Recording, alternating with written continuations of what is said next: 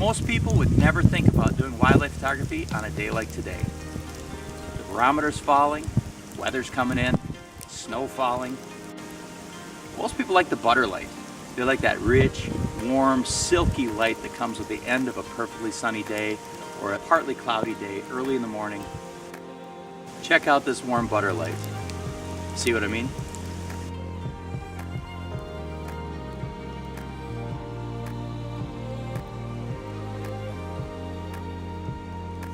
But look at the drama in these images.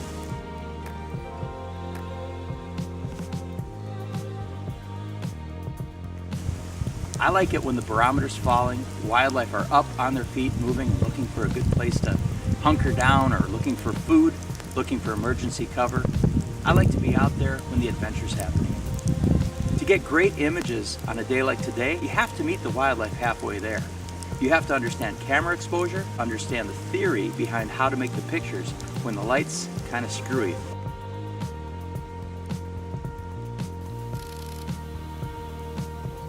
Bruce Leventhal and I have been photographing together since 1992. We've learned a lot along the way. Join us on this little adventure as we show you some big ideas about how to photograph when the barometer is falling.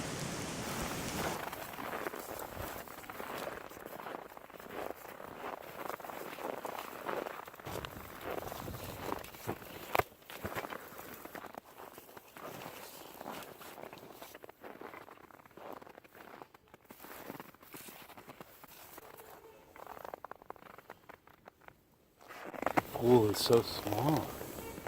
I don't think I've seen the pool this small before.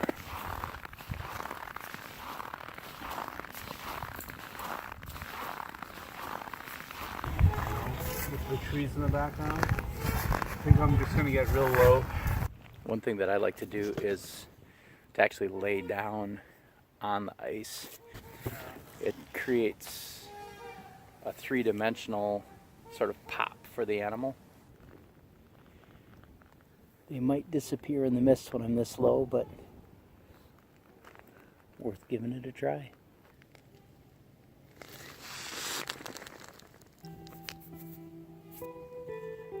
We're getting a nice snowfall, and that's adding drama to the shots. So we're kind of working in mist, freezing cold temperatures below zero, and light snowfall.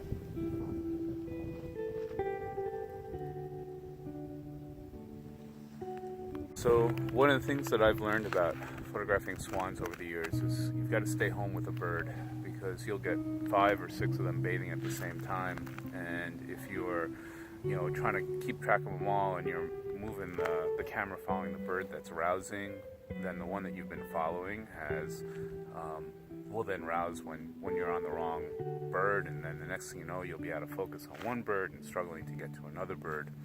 So what I've discovered is if I find a bird that I like, I think it's pretty, it's got some white color, a rusty neck, or a really nice black beak, I'm going to stick with it. But the price for sticking with it is that you're going to expose your hands to the elements for a really long time, because that bird's going to possibly do this for 5 minutes, and you're waiting for about a 10-second burst. But it's totally worth it. But now I've got my hands in my Snuggie here trying to get some circulation back.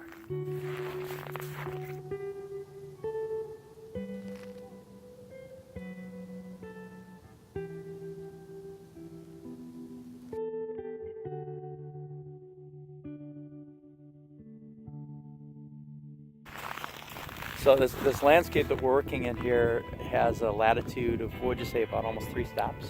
From yeah, so you're going from snow and ice to the dark background of the trees, and when swans are flying across this stuff, what happens very often if you're shooting an aperture priority is that your camera's going to swiftly try to acquire perfect exposure on the trees, and then your swans are going to be blown out and blurry. So today my strategy was, in anticipation of perhaps swans flying, was to find juvenile swans that have some gray. They're like a gray card, they're 18% gray, and get them just about right, and then hold it on manual exposure. So I was dialed in today at ISO 400, f5.6, and 1/500th of a second, and I just kept it because the conditions were not changing a whole lot.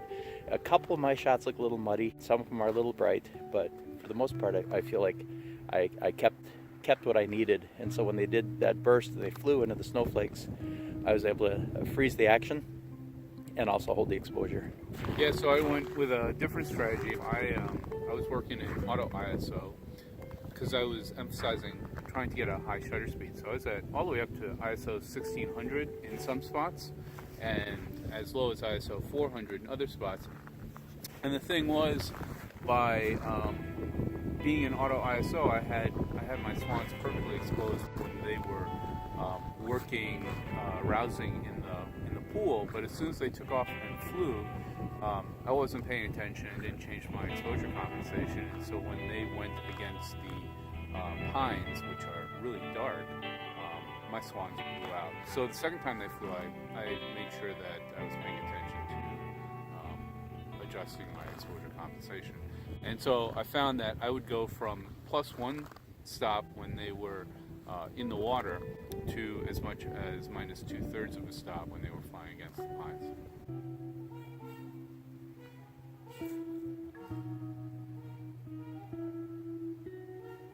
It's time for some coffee.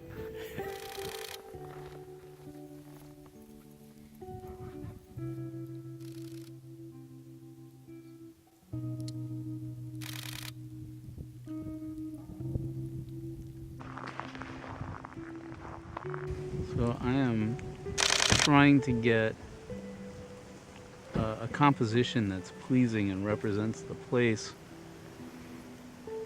Catch a little bit of that snow coming down.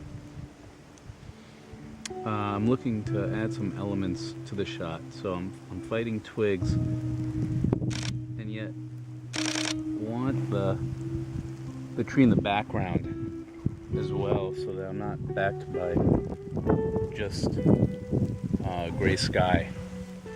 So that there's something here, some other element that I can play with. Also, thinking about what the picture is going to look like at the end.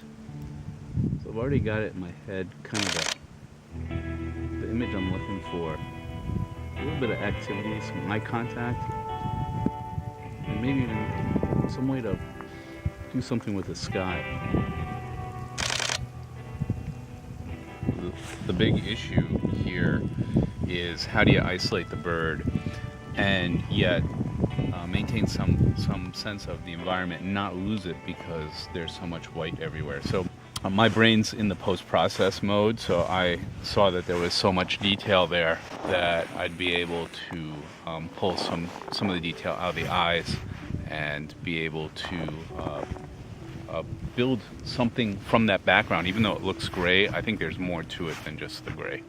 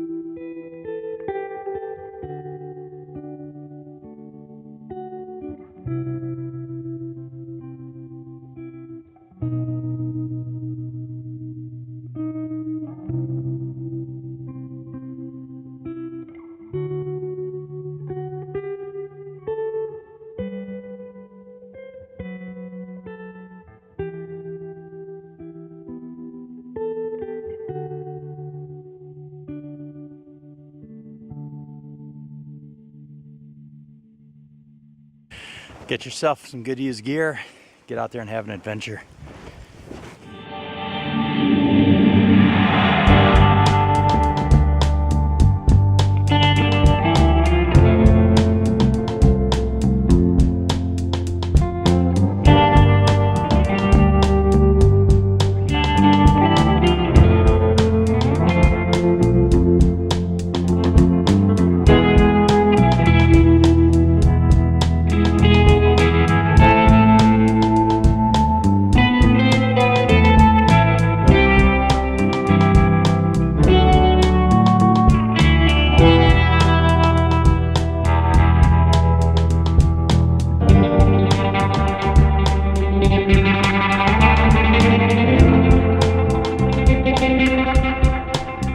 Thank you.